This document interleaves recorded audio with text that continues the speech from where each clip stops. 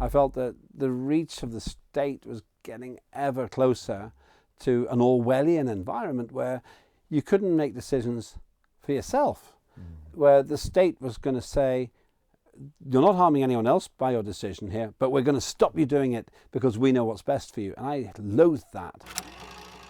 You were meant to feel guilty for killing other people if you didn't take the jab.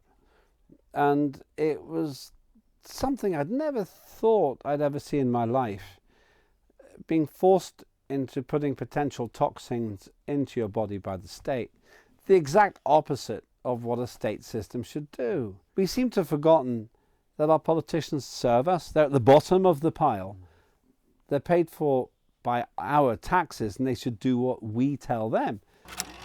We had this perverse situation where they were telling us what to do without following it themselves. This is the thing that sticks in my throat. We've got this topsy-turvy, dark agenda in which war is good if it's initiated by the West. Health police is good if it's initiated by the state. Lockdowns are good if it's initiated in the name of a climate emergency, which doesn't even exist. And by inference, the state have the right to punish you if you don't buy into the authoritarian agenda.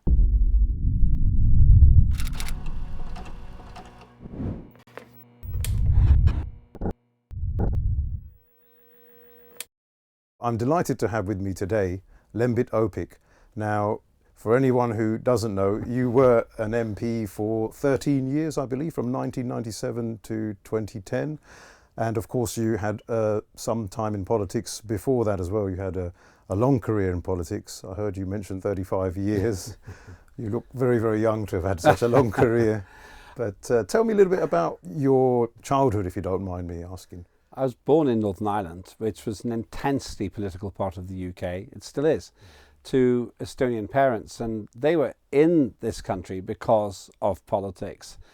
Had they stayed in Estonia, then there's a good chance they'd have been exterminated by the Soviet system. People don't realize this, but Stalinism is the very worst murderous regime in the history of the human race. Far worse than anything else that's happened, in my opinion. 75 million people killed because of that horrible, mediocre dictator, Joseph Stalin. So those two are pretty big factors. Growing up in Northern Ireland and having a displaced family because of politics. So I went to school in Northern Ireland during the Troubles, the dispute between the Loyalists and the Republicans. Friends of mine were maimed or killed in that, and you had soldiers with guns in the streets, and it just seemed normal. And so I was deeply immersed in politics, and it was hardly surprising in a way, given those factors, that I ended up in politics myself. When did you decide that I want to go into politics? Never. I never really planned to do it, but I could see things that weren't right. If I was forced to choose a particular thing, it was actually at the school debating society. It was quite a posh school. It was a state school, but it's quite posh.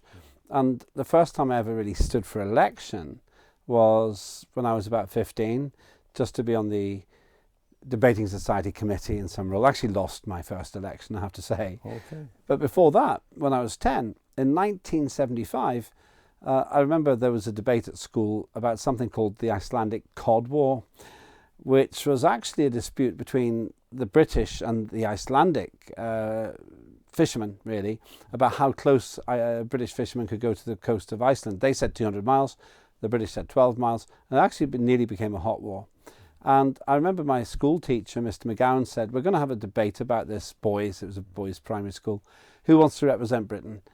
I put my hand up, but Bryson was faster. And I'll never forget what he said. He said, Bryson, you do Britain. Opik, you're foreign. You do Iceland. And that seemed normal. It seemed okay. So the next week we did that, and I won by 19 votes to 17, and that was in 1975. That was the first political thing I did which involved a vote. So really, that was the beginning. But the first serious election in terms of really changing my direction was when I became president of the Students' Union at Bristol University, and that was in 1985. Mm-hmm. That's where you studied. What did you study, if you don't mind me asking? I started studying aeronautical engineering, quickly changed to economics, then realised it was really a pseudoscience, and not even a social science. so much of it seems to be made up. And I ended up in philosophy in the end, and that's what I graduated in. So I've got a 2-1 honours in philosophy, which really is the study of how to think. It doesn't tell you what to think, but it tells you how to think. And I think, without having realised it, that was probably the best qualification I could have to be in politics. That's almost the definition of, the true definition, I think, of education, is learning more about yourself and then how to use the knowledge that you acquire to then put it into practice, to think, and also, I think, to decide where you want to go in life. I think having a goal is also part of your education. And did you then go from there to straight into politics, or did you go and work in industry? I think you worked in industries. I ended up in Parliament almost by accident. The planned route was going into Procter & Gamble, a huge multinational American company with great values, which was what attracted me in 1988.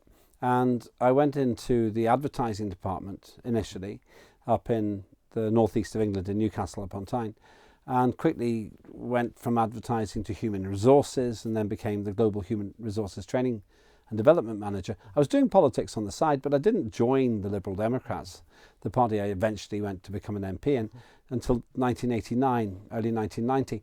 After I met the then leader, Paddy Ashdown, I was really persuaded that he would be a libertarian Prime Minister.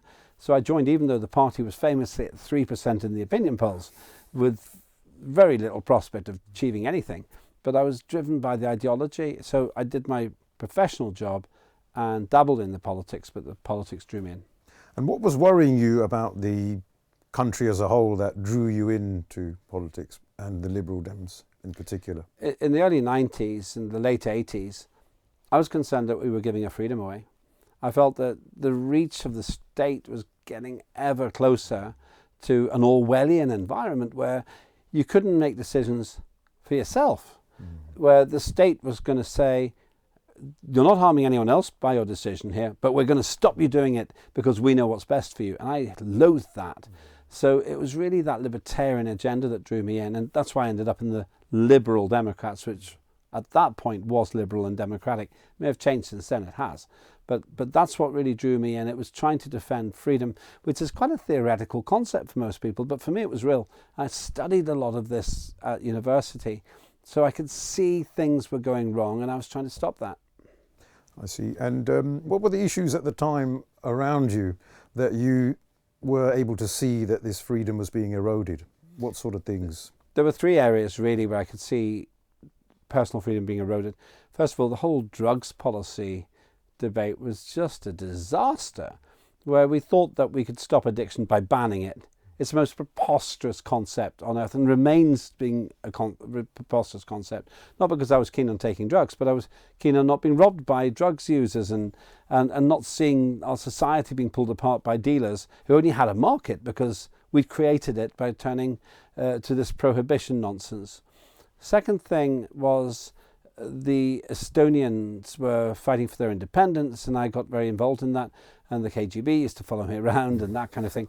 So I had direct experience of what it felt like to be watched by the state in a very public way. And then the third area was prejudices against people. Although I suppose a lot of folks don't think of me as foreign, I'm very aware of my foreign roots. And there was an implicit kind of racism, which I didn't feel so much, but other members of my family did. And I thought that was a kind of restriction too. So those were the 3 big drivers. Tell me a little bit about what it's like to then you become a member of the party. What sort of support do they give you in terms of trying to win a seat? I actually got recruited by a chap called Paul Elliott in Newcastle upon Tyne.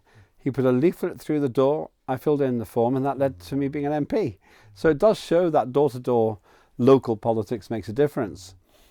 In terms of getting support, in 1990 the Lib Dems were virtually non-existent, to be honest with you. But I was driven by the fact that I met a lot of very highly motivated individuals who really believed in what we were doing. And in as much as there was help, it was the camaraderie of meeting a small but happy band of Newcastle Liberals or Liberal Democrats just after really the merger between 2 parties to form the Lib Dems. And then we'd go out leafleting together, and I learnt the ropes of how you clear up dog dirt and got the street lighting fixed just by osmosis, by experience with these other people. So I helped some of the others. I was persuaded by a man called John Shipley, who was then leader of the group there, to apply for a local government seat, which I didn't win the first time or the second time, but I was third time lucky in 1992. Then I stood also in the general election in Newcastle Central. It was, got about 15 or 16%. And then that's when I really kind of got very heavily involved in the politics of the Lib Dems across the country. Now, remember, I was working in this big, high-powered, very well-paid job in this multinational American company at the same time. Procter & Gamble. Procter & Gamble. And I was in human resources, and I worked really hard for them and loved that job.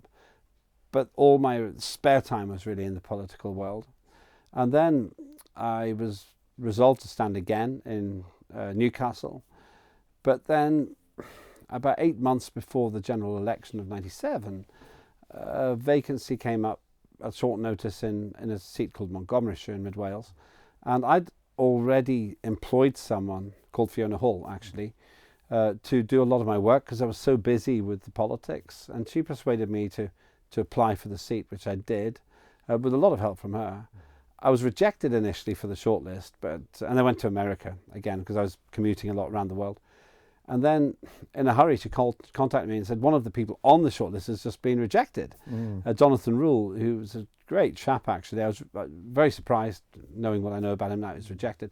So I applied, and I just got selected. It was a dead heat between me and Mick Bates, who was the local guy. But I had more first preference votes. I essentially won by 3 votes. And then that led me to being elected in 1997. But it was a close call, the tiniest margin. And if I hadn't done everything, then I wouldn't have been an MP that year. And what do you have to do to become, or what did you have to do at the time? Because I know politics has changed dramatically now. But what did you have to do to become a candidate or get selected? Apart from obviously the fact that in this case Jonathan Rule stepped aside, but you're obviously trying to be a candidate. What sort of things do they want of you or require of you? Were you able to be yourself, or did you find yourself having to play a little bit of a role even then to fit in? Or I've never been anyone except myself in politics. Libertarian, optimist, fairly highly driven, just believing almost naively that we can make the world better. And I still think that. If that's self-criticism, or if it sounds like that, it's not meant to be. Because I think that when you work really hard on something, you can get the results. So what did I do? Well, to get selected in Montgomeryshire, I pretty much moved there. I was driving maybe 500 miles return 3 times a week, 4 times a week to do my job in Procter & Gamble, but then be down there campaigning, just trying to get selected. And I did get selected by the tiniest of margins. If I had done one single day less to get selected, I wouldn't have been. And then I would have still stood in Newcastle upon Tyne. Who knows, maybe I'd have been elected there eventually, but probably not that year. And once I was selected, then I threw everything at it. Procter & Gamble was very generous with me. They gave me a part-time income so I could focus on the campaigning. And then 6 months later, I got elected by a reasonable majority and held the seat. I didn't gain it for the Lib Dems. It was already held by the party, but I held it, and the rest is history. It's interesting. Did you get some people questioning the fact that, hold on a minute, this chap's not from this region, but he's sort of been swept in to take our seat, but he's not even from around here? Do people question that? Because a lot of the MPs, they do move around from place to place, and they're not necessarily resident in that area. Was that a criticism, or would you say, not being local to the area and not having lived there before for very long, if at all, sometimes? Being local makes a huge difference. And Mick Bates, the other chap who was really the front runner in a way, he was local and he'd lived there pretty much all his life. And that's a big negative for me. A new boy coming down from Newcastle, city slicker, not a farmer. But he was all of those things. He was a farmer. He wasn't a city slicker. He was known by everybody.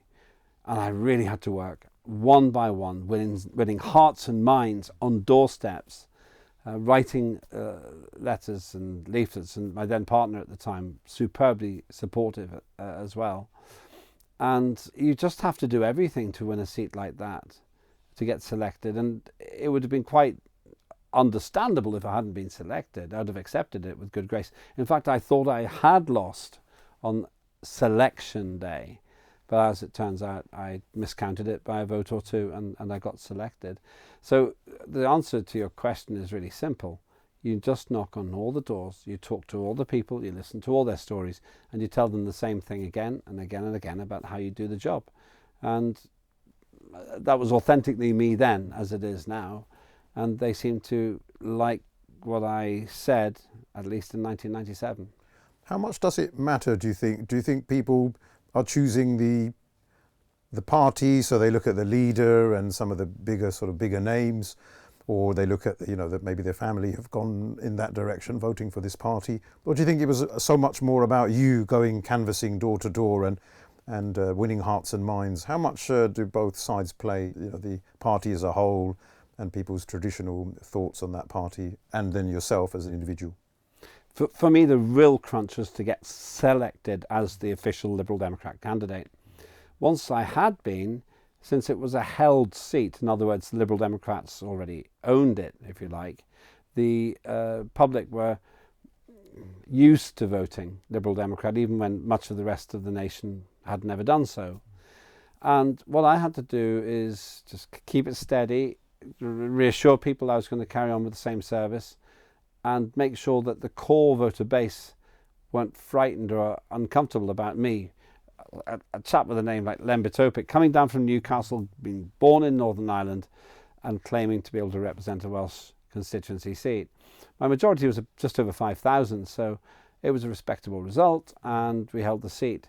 But the simple answer is I went everywhere. It was my life, right up till election day and on that day too. And I suppose I did enough to hold the seat. I remember watching you as a young person. I certainly admired you because your integrity and your honesty came across. You looked like a person who wore your heart on a sleeve, and you were very, very charming person as well. And yeah, it got me a little bit interested in politics as well, and got me considering thinking about voting, which was a very rare idea in the family at the time. I think my dad only voted once in his life for David Steele back in '79, I think, and was very disappointed when they didn't do so well. But you really galvanized politics for me and for a lot of people, I think, and you had a great personality. And I think you increased your majority as well over some of the elections that you sat. But what went wrong in 2010? I mean, I was worried for you because of your leader at the time. I believe it was Nick Clegg, and I remember thinking, this guy doesn't come across very genuine. And I was also worried about his tuition claims and stuff like that he was going to make sure that no tuition fees would have to be paid if they came into power for the university students. But it was all very, very, very worrying times, I think, for the Lib Dems. But where do you think it went wrong? Because sometimes people, you think they won't go with the leader, they'll go with you. They'll say, well, this is a man who's worked so hard for our constituency, so we'll stay with him. What went wrong, do you think, and were you worried? There were three things that cost me the seat. Demographic changes, which in lay terms means thousands of new homes which were Conservative rather than Liberal Democrat, all along one side of the constituency. They didn't have any real loyalty to Liberal Democrats. So that was the first thing, a massive influx of Conservative votes. Second thing was that when the Labour Party loses to the Conservatives, then my old seat, Montgomeryshire, tends to be lost by the Liberal Democrats to the Conservatives too. That had happened in 1979 to the late Lord Emlyn Hewson, who had been there for a long time, and when Labour lost to Margaret Thatcher, then that seat was lost as well. And then there was a third thing. Some people just didn't like my celebrity profile. They didn't like the fact that I'd had these high-profile relationships, that I'd done celebrity TV, which wasn't really political, and that didn't really put off my core vote, but it galvanised the Conservative vote to come out against me. My vote went down a little bit, that's true, but the Conservative vote went up a lot. So I would say it's those three things, new Conservative voters, the change nationally which affected me, And then some people simply didn't like the way I'd been conducting my life. If any one of those things hadn't been there, I'd have won, because it didn't lose by much. But that's the way it goes. Could I have held the seat? Yes, because at least one of those was in my control. But you can be wise after the event. To this day, I'm still surprised that people didn't vote for me because they cared so much about my personal circumstances. But that's democracy. Have I been bitter about it? Never. Do I resent the man who beat me, Glyn Davis? No. He did a reasonable job. And he'd been involved in politics for the area a long time. So if you're going to start being bitter when you lose, don't go into politics. It's a competition. It's not a war. You haven't got the right to expect to win every time. And so I tried to accept the defeat with good grace. It was a body blow to me. It was humiliating. But I've never really resented it, because that's democracy. Yes. And like you said, circumstances change as well, and many circumstances are also beyond your control too. Before we leave that period, we should actually ask you, what was life like then, going into Parliament and being in the House of Commons and being an MP? Because, you know, it's a world that many of us are not familiar with. I know that it's definitely sounds like a much easier life when you're inside, and a much tougher life when you're not in politics and not a frontline MP. What was it really like in there? Politics is intensely institutional. I didn't go to a boarding school, but I imagine it was pretty much the same in tone and mindset. So much is done for you. You've got restaurants, you've got staff, you've got an office, you've got a civil service, and you've got very regular kind of life. Secondly, it's really intense. If you do this job properly, it can take up all your time. And there's no doubt that I pretty much wrecked my personal life for the sake of the pursuit of what I thought were my duties. I didn't realise it at the time, but when you're that dedicated to something like politics, it does undermine your ability to invest properly in other things that should really matter, and you may not realise it. And I'm very sympathetic to politicians whose relationships fail, because there's a very large likelihood that the job has been corrosive in that sense. The third thing I've noticed is how little politicians know about a lot of what they vote for. When I worked in industry, and now I work in industry again, I expect to be a specialist in the things I'm paid for. In politics, people seem to think that the act of being a politician is actually the skill, and I think that's wrong. To be Shadow Secretary of State for Northern Ireland, I had to understand Northern Ireland. It wasn't good enough just to be able to make a speech. I needed to grasp the intricacies. Otherwise, I could either mess up or even get shot or just be useless. But instead, we see this musical chair situation where somebody is Secretary of State for Health and then they become the Defence Minister. What's that all about?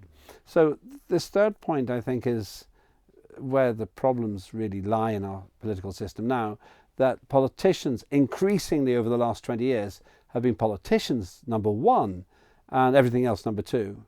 Whereas when I went in 97, you still had people who had life experience, and they took that life experience and they were stakeholders in the decisions they were making, because if they messed up there, then their businesses would suffer, or their reputation in some other area of life would suffer. But now we have this vanilla sky of politicians who have only been politicians. And I think that actually changed while I was there. Then there was a fourth very pernicious thing. The media stopped respecting politicians big time and felt that it was open season to pull down the whole political system, and they've largely succeeded in destroying that. I have to say, aided and abetted by the mudslinging between politicians themselves. Yes, it has descended into sort of theatrical farce almost. Do you think technology has played a big part as well? Because now there's new media, there's social media, there's Twitter, Facebook, Instagram, there's so many more channels, whereas back in the day there were just a few channels and just a few newspapers, but now there's so many small online outlets, so there's so many different stories, you don't know quite what to make of any of them sometimes. A couple of things in the modern technological age have really undermined politics as opposed to helping it. The first thing is everyone can take a photograph anywhere, anytime. So there's no privacy anymore. You have an argument in the shop, it'll be in the papers tomorrow. You act in an indiscreet way at the office party. Well, ask Matt Hancock about that, former health secretary who was found to be in an intimate moment, let me suggest, with one of his staff because there was a CCTV camera watching him, and somebody sold it. Not because they were his friend, but either they wanted the money or they wanted to harm him. So everything is recorded now, or almost everything. Very little privacy. The other thing is that with this 24-hour monster media appetite, even small things become news, things which aren't relevant. And as a result of that, people like Winston Churchill, John F. Kennedy, a lot of the big names could never make it in politics now because their proclivities, their foibles, their perhaps less savoury habits would be writ large. Is that a good thing? I don't think so, because actually the best politicians that I know also are very acutely aware of the human condition because they live it. So I actually think that technology has really undermined the ability for us to get the best people into politics, because the best people for politics aren't saints. They're sinners who understand that. Mm-hmm. I recently listened to something that Andrew Bridgen, who's the independent MP, former Conservative Party MP, said, and he claimed that within the Parliament now, all the MPs, just about nearly all of them, he said, are compromised. And that the type of compromising he was talking about is that there's something in some sort of black book. And this story, it could be about something in their past lives that they don't want into the public domain. And so, you know, it's a situation not anymore without fear or favour. What do you think of that? Is that something that you would agree with, and was it like that when you were an MP? Were you sort of leaned on, and were corporations and companies involved in the politics and lobbying? Was that something that was happening? And now we know, for example, so many MPs are shareholders in so many suspicious companies, like the Prime Minister in Moderna, and we know that Moderna's caused a lot of harm, and he obviously keeps saying that the COVID vaccines are safe and effective, and yet he's got all these shares, or certainly had the shares in Moderna. What do you make of all of this idea of MPs now being compromised and being leaned on by corporations, and that maybe these are far more powerful than the politicians themselves? All MPs are compromised because all people are compromised. If you're a perfect example of a human being, set up a church and I will come to you for forgiveness, because we are human. Human nature means that we make mistakes and we don't live the virtuous life to the letter. And on top of that, you've got these really high-performing people, not all politicians, but a lot of them, alpha-minded folks and really energized folks. And in some ways, that turbocharges their capacity to make personal mistakes. But I don't hold that against people on one condition, as long as they're not hypocrites. If they preach one thing, like lockdown, and do another, like not lockdown, as sadly Matt Hancock and Boris Johnson demonstrated, then their credibility goes out the window. If, on the other hand, they can say, I never preached to you about this because I can't do better myself, I respect that. The other thing about compromise seems to be greed, where there is this very grubby, grey, uncomfortable association, for example, with regard to the colossal sums that could be made through the lockdown period, vaccines which I believe have done more harm than the disease they were meant to protect us from. And it just doesn't sit comfortably when you can make millions and millions of pounds because of government policy that you yourself have influence in creating. And I don't think that that's acceptable. There's another problem, collusion between the media and the establishment politicians, which means that it's very hard even to find these facts. What happens if you expose embarrassing realities about the British state? You spend time in Belmarsh, like Julian Assange. His crime wasn't really to whistleblow, somebody else did that. It was to expose the compromise at the highest level in British, American and other governments. So there are two very dark things going on here. First of all, politicians who preach one thing and do another. I wouldn't mind if they didn't preach. They can do what they want then to an extent, within limits. And the other thing is the collusion to try and cover all that up. And I think that's got considerably worse in recent years. Yes, I mean, I'm quite concerned about the fact that initially there's always this talk that a lot of MPs have made these decisions and they're mistakes and they're incompetent. But as time goes on, you also start to see that there may be some truth in the incompetency, but there clearly seems to be some kind of malice as well in some of their behaviours, I would have to say now, after all this time. When the evidence is staring them in the face, they're completely silenced on this COVID jab issue, not willing to talk about the excess deaths. It's beginning to leak through now, but this is after such a very long time. What do you think? Is there truth in that? Do you think there is some malice there as well? I'm sure that there are excess deaths, not as a result of COVID, or flu, as I like to call it, but as a result of what we did about COVID. It's the policies that have wrecked economies and children's educations, in some situations, social lives, the grieving process for loved ones who died alone because of these policies, and now this ongoing tale of problems that we have because of vaccination. I had a COVID vaccine injury. I had three of the vaccines after having had the disease, by the way, and I would have preferred to trust nature to work out the antidote and reduce the exposure to it in the future. But no, I had to go and have the vaccines. To this day, I still struggle because of that third vaccine. Really sorry to hear. Well, it caused, I think, some blood pressure issues, and they seem to be under control now. But this was confirmed by your doctor to some degree? One of the difficulties is it's very hard to prove that any one particular incident was caused by the COVID vaccine. But if you look at the statistics, there are significant increases in deaths versus the base amongst those who were jabbed for COVID versus those who were not. And the more jabs you have, the bigger the risk. I don't know if anyone really, any serious observer would deny that now. My worry, though, is that it's still sort of covered up. And I want to know how some of the top people in the European Union are associated with potential profits here. We already know there's compromise going on in the Houses of Parliament on this subject.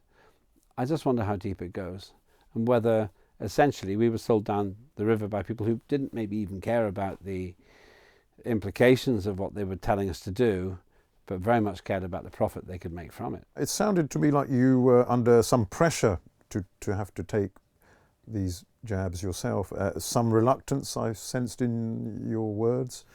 Is that more now that you, because of the injuries that you suffered, or is that at the time were you feeling that it was a difficult decision to make, but there was some pressure?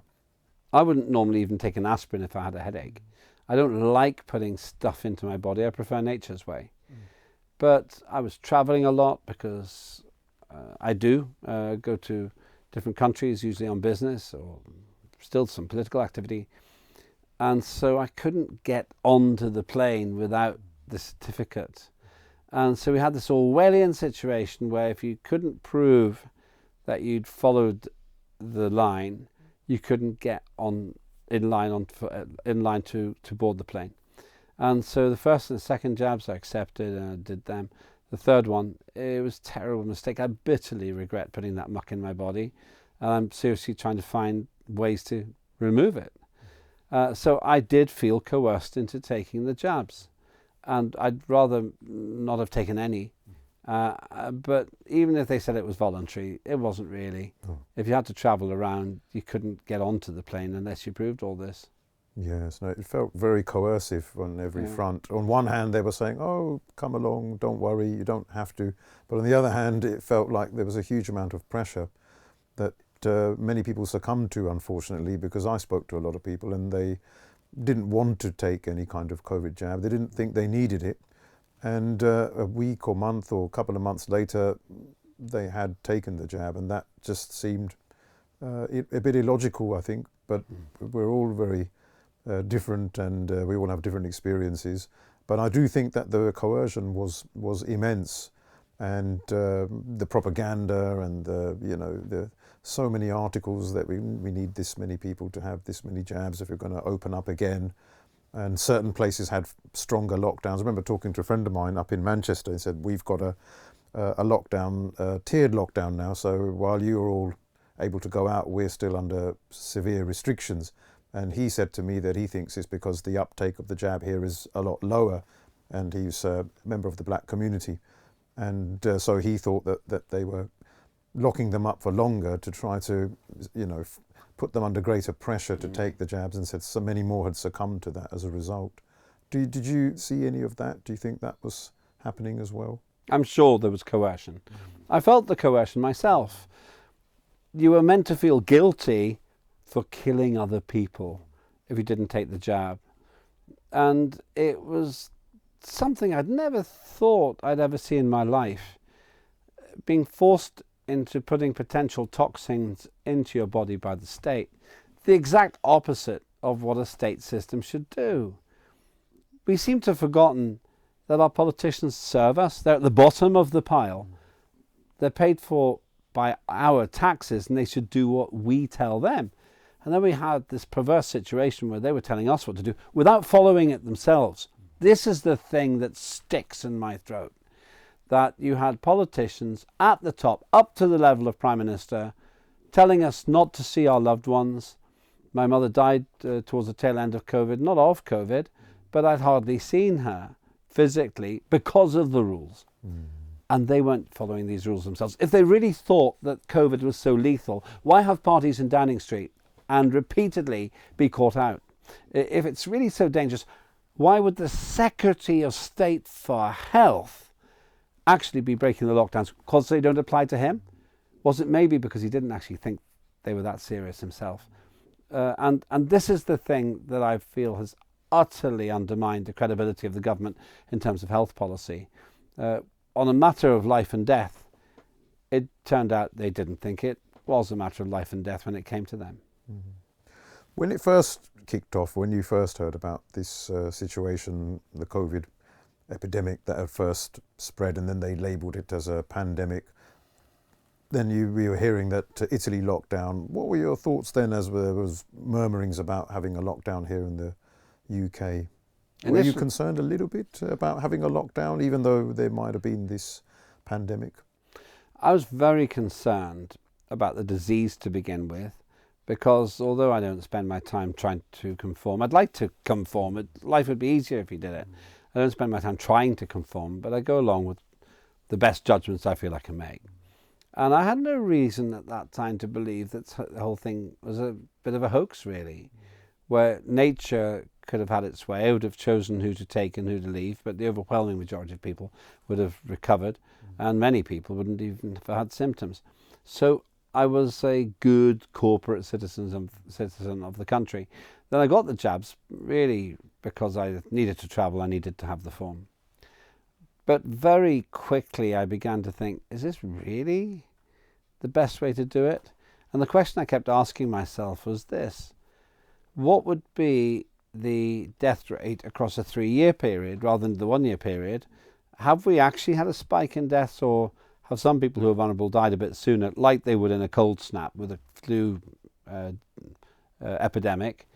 And then does that mean there's a dip afterwards? What we seem to have had now is an increased and sustained increased death rate with those who got the vaccine. In other words, I think that the vaccine has been the true disease, not COVID itself.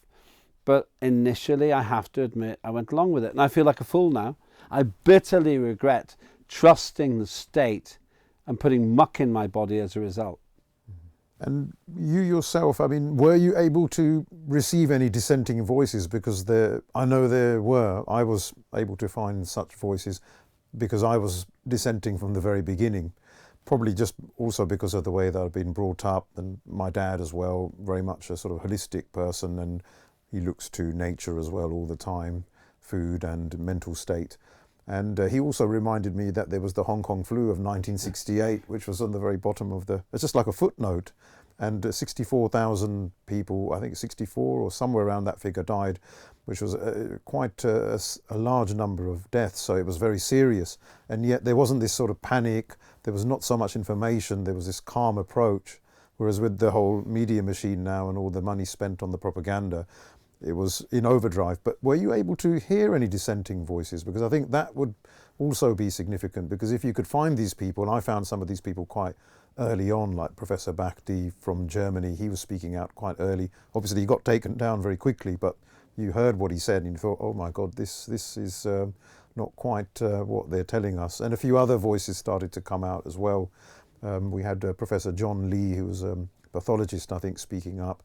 Not necessarily that people were saying that this whole thing doesn't exist, but they were certainly questioning the actions of the government. Like, we'd never heard of a symptomatic spread and these kind of things, and 2 meter distance, and sit down at the table and then you can take your mask off, but stand up and you can't.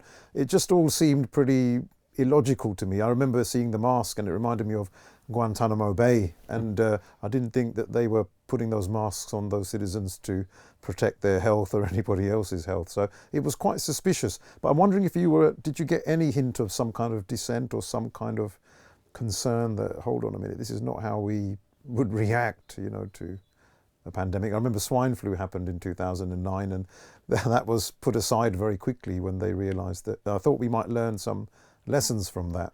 I did hear dissenting voices, but only face to face. In my travels, I met people who refused to wear a mask and then were harassed in airports and on airplanes. They were made to look like the pariah, like the evil one. And I tend to think of them at the time as having been a minority, but now the correct minority, the accurate minority, because they could see this as rubbish.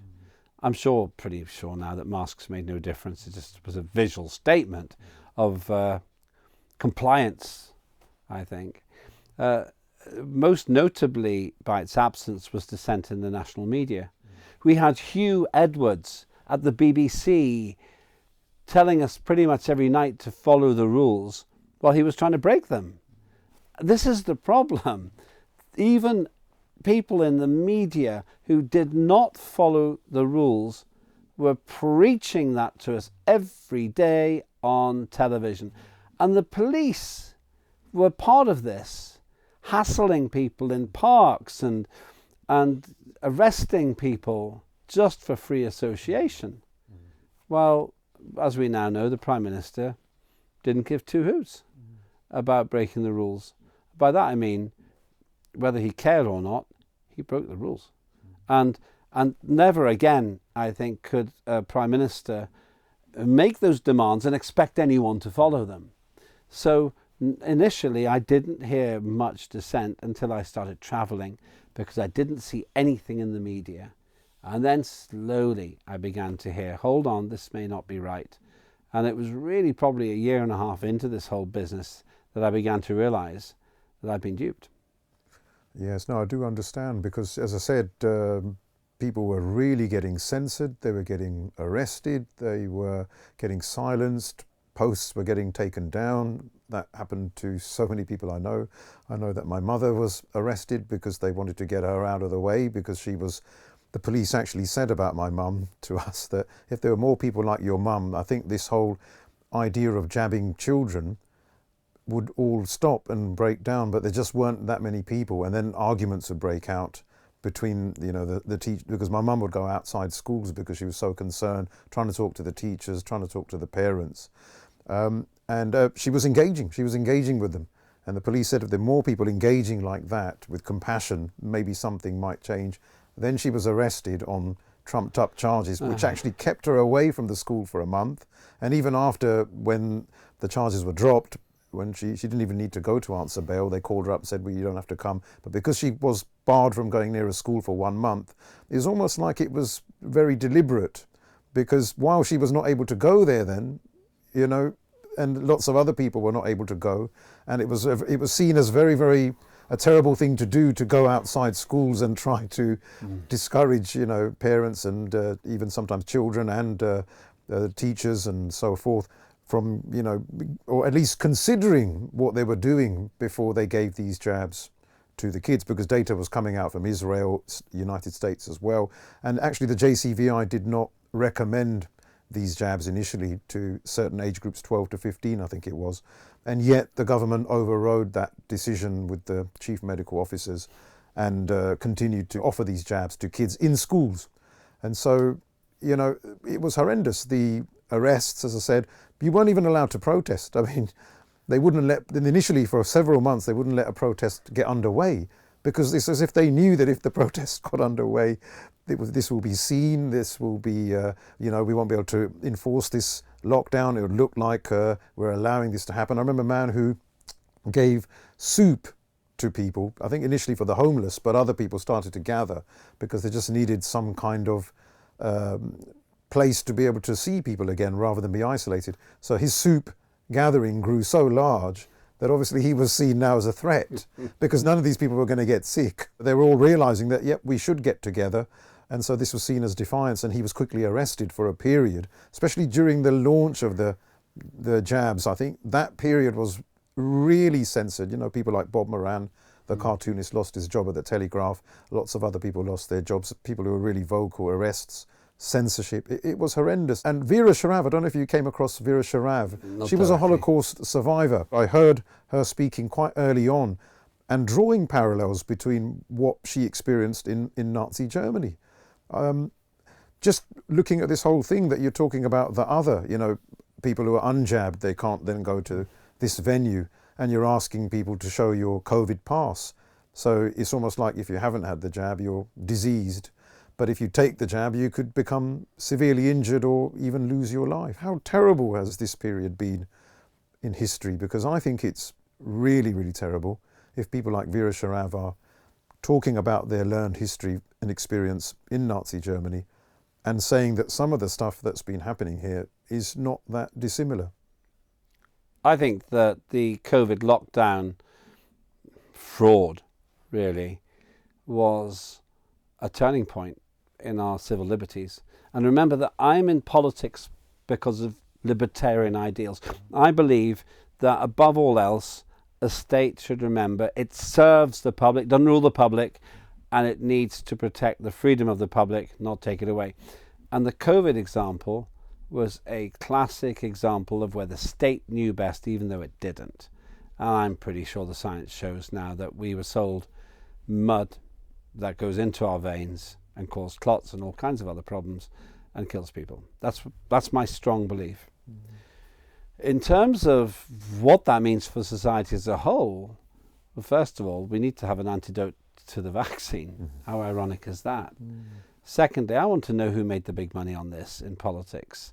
And there are fingers of blame at people in the European political system and in the British political system who seem to have blood on their hands, pretty much literally. But the other thing is, we see other consequences of the restrictions that are being put forward.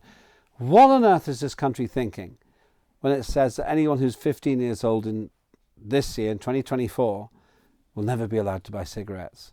So you're 70 years old and you have to provide age ID in the corner shop or get your 71-year-old friend to buy you cigarettes? And this is the point. It's a ticket to fascism. It's a ticket to authoritarianism. It's actually a ticket to create the very kind of Soviet Union totalitarian system that my parents escaped from. And for me, it's all stemmed from the fact that they got away with it, with the COVID thing. Some people should go to prison for what happened with COVID.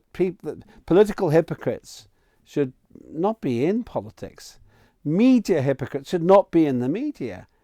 And I think that the people I respect now are the ones with the courage of their convictions who didn't take the rather naive and foolish route that I took, which is take the vaccines. The ones who said, no, whatever the consequences to me, no, I'm not going to do that. And who knows what else is coming down the road? What else are they going to ban? Red meat, fatty food, alcohol, too much travel because of the fake climate crisis. There isn't a climate crisis. Human intervention there is almost immeasurable. But all of it is, by precedent, now kind of allowed, because if you can stop people from travelling because of COVID, if you can stop people from traveling because we're wrecking the planet, if you can actually stop people from traveling because, or sort of smoking because it's harmful to them, then essentially the state said, we know what's best for you, and now your civil liberties are compromised. And I'm so tragically depressed by the fact that we've got to not the age of reason, but the end of reason, and the beginning of cult politics. Yeah, it's very, very worrying, the direction that we're going down. And you used the word fascism. And I think the worst thing is it's built on a pack of lies. Like you said, the net zero. COVID, I mean, there's many doctors questioning, very learned doctors questioning whether this whole thing was contagious and isolated and ever existed, this virus. There are a lot of people questioning it. And there's very little evidence to say that this virus really even existed. Some very learned people are saying this now. But where does it end, isn't it? That's the worst thing. I mean, if those things are lies, what else have we been told that are lies as well? That helps them to be able to get us in line and conform. Because if we knew the truth, perhaps, then we may have more power, I think. We were talking about Tony Benn earlier. He always said that a healthier, a more confident, independent-minded people are much harder to govern, which almost suggests that he would maybe approve of, or would have approved of, less interference, less government, small government if at all. I mean, I'm with the Native Americans, where I believe that they didn't really have a government as such, and people were allowed to, you had wise elders, but we were allowed to deal with our affairs ourselves. And because we lived in such a environment around us, they were almost able to live quite crime-free to some degree. That perhaps anarchy is not such a bad thing after all, if we could take care of ourselves and bring up our children with love and care and affection and support and family. I know maybe it sounds a bit of a sort of utopia, but we could certainly have a lot smaller influence of government on our lives. So we need small government, not big government, at the very least. I think we now live in a society where the lunatics have taken over the asylum. People who want to be politicians more than they have a narrative that they want to carry out by virtue of being politicians. I've always been driven in politics by outcomes. It's the freedom agenda. It was the Northern Ireland peace process, which was in a way within that, really relevant to me. And these days it's campaigning against this insane climate fraud in which the West is handing the economic keys of the planet to those countries who are smart enough to realise that far from being a problem, carbon dioxide is actually our friend. It feeds plants, and those plants feed the world. Yes. In actual fact, if carbon dioxide goes down much more, then plants will suffocate because they breathe carbon dioxide and we'll all die. So I think now we've got this topsy-turvy, dark agenda in which war is good if it's initiated by the West. Health police is good if it's initiated by the state. Lockdowns are good if it's initiated in the name of a climate emergency, which doesn't even exist. And by inference, the state, the servants, remember, the servants of the people, that's the people who run the state, have the right to punish you if you don't buy into the authoritarian agenda. I don't see myself as a radical, but I'm being forced into it because someone's got to make a stand and say, we're not going to put up with this anymore. Because it's going to affect our lives, isn't it? Not just the livelihood, but our health as well as being affected, and putting our lives at great risk, especially with this sort of drug-fueled policy where, for everything, let's just treat every part of the body like a separate entity and pump it full of drugs and do all sorts of other strange things using algorithms and AI. It's really, really very worrying future. Is it a problem in Parliament and the people that govern us, and not just that, but the police, the health service, all our pillars, our institutions? Is it a problem with the people who are in there? Because some would say that these great institutions have been hijacked, that it's not the law that's the problem, it's the people there. But then others have argued that it might be a problem with the system, because it's not that, that these people necessarily have come in and like pirates and taken over the ship. There is some possibility that, Margaret Thatcher, for example, could be responsible for the 1984 Public Health Act. It's not that just now pirates have taken over the ship. That 1984 Public Health Act is what these restrictions they're built on, not the WHO, as many people have been talking about all the time. We've ignored the Public Health Act of 1984 that enabled so many of these restrictions to be implemented. What I would like to ask is, do you think there's a problem with the system, or is it the people running the system, or is it a combination of both? The system itself is benign. If you have the right people running it, it doesn't really do any harm. In the same way that a car isn't a killer until the wrong person's behind the wheel. And I think that's where I stand here. I have relatively little concern about the laws that are passed. I have a big concern about how many are passed. But actually, a reasonable person will interpret the law in a reasonable way, in a metaphorical way, if you like, which is why not every single person who does 31 miles per hour in a 30 mile per hour zone gets prosecuted. But the difficulty is we've now got people who think 31 miles per hour is unacceptable and they reduce the speed limit to 20 miles per hour. It's happened in London and across the whole of Wales and urban areas because they know what's best. Millions and millions of hours of human life are being wasted because of 20 mile an hour speed limits and some virtue signalling nonsense in cities and across the whole of Wales. And that's people who are doing that, not the system, people who are doing that. The whole lockdown agenda was driven by hypocrites who didn't take it seriously themselves. People, again, the wars we're told to support in Ukraine and in Gaza, where you had the Uni Party, Starmer and Rishi Sunak, in other words, Labour and Conservative, both united in saying, no, carry on killing the people in Gaza. That's people. It's not the system. It's people that are doing that.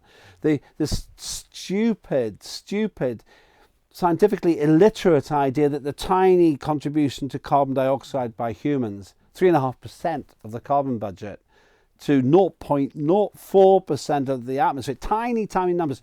It's people who are saying this, not a system. And why is this happening? Because we've got a political class of people who aren't stakeholders in the general world. Some of them are, but they're making a fortune out of the decisions they make then, and that's a big problem. These individuals don't really grasp the fact that the best politicians go in to achieve something and then leave. Gandhi, classic example, and quite a few other people actually. I think Jeremy Corbyn, who was genuinely motivated by an agenda. I may not agree with his economic policies, but I respect him for being a principle-centred, results-orientated leader.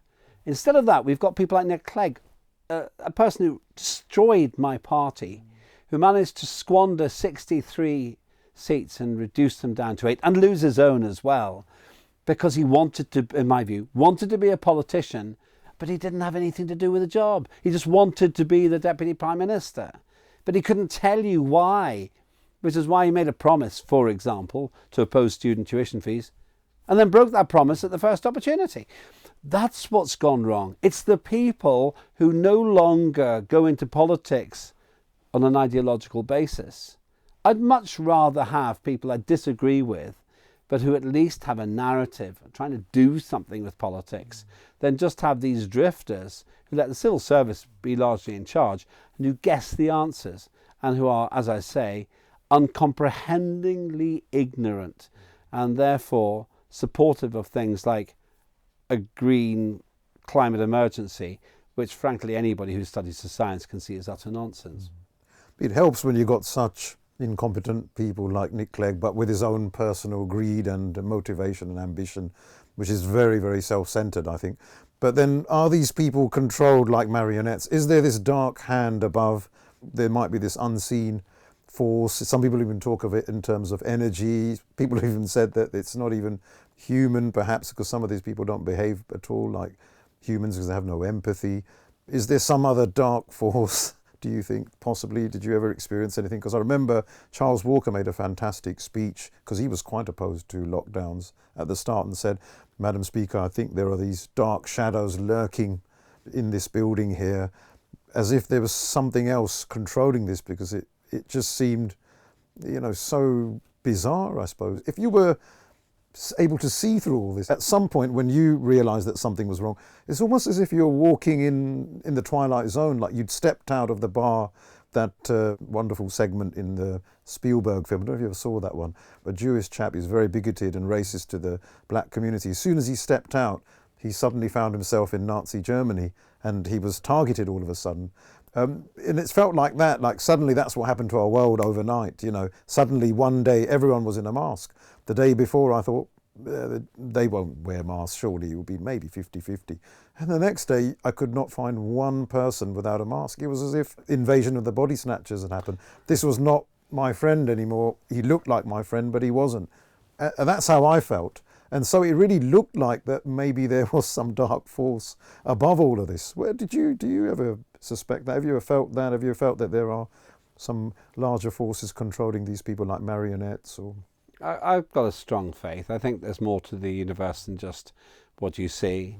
Money is just, it's a tool. It's not an end point. It's just a trading energy, really. And I think that we're here for a higher purpose. And if I believe that, then there must also be a dark side. Because good has no meaning without evil. The law of polarity, isn't it? Yeah. Without valleys, there can be no mountains. And so there has to be, in my view, a concept of good and evil in a really actual sense in our society, in our world.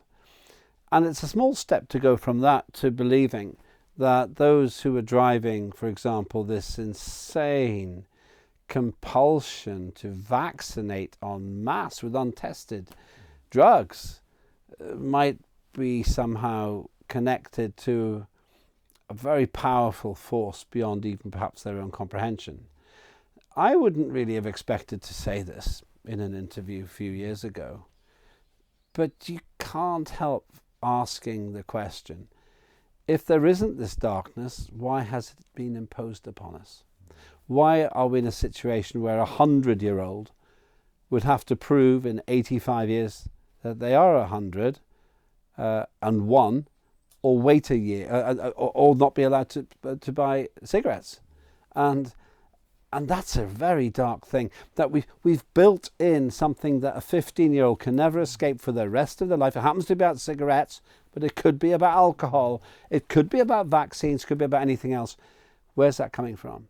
And I do think that we're on earth for a reason, and part of it is to secure the triumph of good over evil. If you're an atheist, that won't make any sense, because this is all there is. Universe is an accident. Let's not pretend. In an atheist world, there is no morality. There's no right and wrong, because there's nothing to anchor it to. And I think that would be a terrible shame, to quote my father, if this is all there is. So for me, a lot of what we do is about good and evil. A lot of it is about doing your best and forgiving yourself and others when you don't achieve your best, as long as you do it in good faith. All of us lose our temper sometimes. All of us make bad mistakes sometimes. But if we aspire to do the best we can, then the universe and our universe makes progress. If, on the other hand, we decide it's everyone for themselves, and if you don't really care what happens to your neighbour, that's when the darkness comes. And to conclude, where do we go then? So this is a lovely area you've touched on, this sort of spirituality, and looking at us perhaps, this universe as nothing is here by accident, and there is this dark and light as well. Where can we go now? If we're not going to look to politics because it's a right mess, can we still solve many of the problems and take our world into a better direction? I learned very early on in my life, because I wasn't a Conservative supporter when I was young, it was always Labour, but Labour was never in power. But I had my best achievements of my life during the Conservative government. So I learned very quickly that it didn't actually matter who was in power to me personally. What matters was what I was able to do, what my family did for me, what friends did for me, what the community did for me, what opportunities were there. It was just to realise, even this dark time now, I've seen that some people in the council in my neighbourhood had the good sense to build tennis courts and basketball courts for free, and it has transformed the lives of so many young people who now come out in their droves to play sports. You know, it's fantastic. And so there are good people even now in these councils. There are, I think that's what always counts, is there are a lot of good people. And sometimes we all make mistakes. But it's about trying to build that caring society. I think that if we could nurture and do everything with love, yes, we'll make mistakes, but we can certainly do a lot better. Where do you see the future? I mean, do we really need this sort of parliament? Because at the moment it's certainly hijacked. Or can we achieve things even outside of it? Because there's so much we can do individually, isn't it? So much of the great work is done by, charities. Charities do great work. People are so giving. And that all happens outside of politics. What do you think? In my life experience in politics and outside it, and as a parent, I think that we have a duty to ourselves, to others, and to those who follow. And that duty does have a spiritual dimension. I want my children to know the difference between right and wrong. I want my government to know the difference between right and wrong. I understand those who walk away from politics. They say there's no point, we do it in a different way, but I can't see that better alternative yet. I'd love there to be one.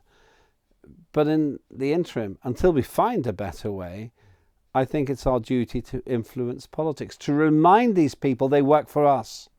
Central theme for me, to remind these people that we pay the piper, we call the tune, and to get rid of those politicians with the obsequious arrogance to think that they know better than we do about what we want. That's actually a spit in the face of democracy. So what do I see in the future? I see a reclaim coming up where the long-suffering, generally trusting and often oppressed public say, you pushed us too far now, we're not taking this anymore, and we're going to make new decisions. That's why there are so many new little parties, and when they coalesce, boy, that is the biggest slap in the face to the old guard, the uni parties, that we'll ever see. What's that look like specifically? Probably the tumbling down of the current government, the Conservatives, largely at the hands of smaller parties who are leeching away their vote.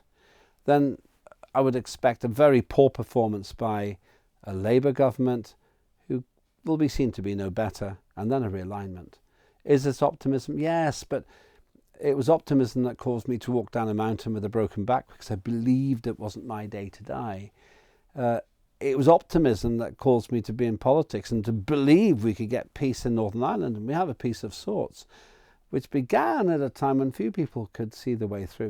It was actually optimism that led me to join a party which was virtually non-existent in 1990 at 3% in the polls, but I ended up with a career out of it for a while. If I put all that together, I suppose it gets back to the spiritual point. If it was everyone for themselves, I wouldn't waste time talking with you. It's not profitable for me to stick my neck out, to be potentially shot down for my spiritual and ideological beliefs. But I have a duty too. In the same way, I have a duty to teach my children to live their best life for themselves and other people. It reminds me of something the Dalai Lama said. And this was about the fact that you can't plan everything. You can just make the best decisions as you go along. He says, the way to make God laugh is to tell him your plans. And I think that is true. But I would add that if you invest well in the universe, it tends to invest well back, either to you or it commutes the good karma to those who need it. That's why I got involved in politics.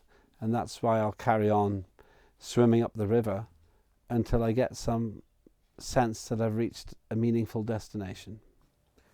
Lembit, thank you very much for your time and your honesty and speaking your heart. It's been an absolute pleasure meeting you, and I'm very grateful for your time. It's my pleasure. Thank you. Thank you very much. Thank you very much. Thank you.